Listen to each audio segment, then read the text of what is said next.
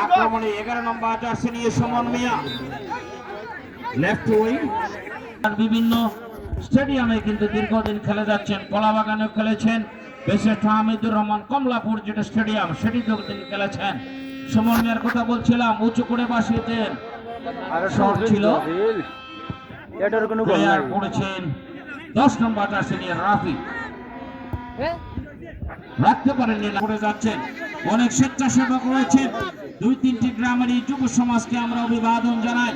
দীর্ঘ সময় ধরে কিন্তু তারা কাজ করে যাচ্ছেন।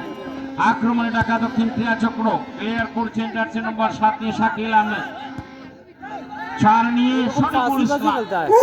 আক্রমণে সুমন ডিবক্সের কাছাকাছি ঢুকে পড়েছিলেন, এগিয়ে এসেছেন বল রক্ষক তাহমিদ।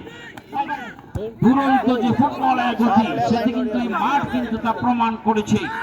দুরন্ত ফুটবলের যে উড়ন্ত গতি সেটি কিন্তু অনেক সময় খেলোয়াড়রা কন্ট্রোল করতে পারে।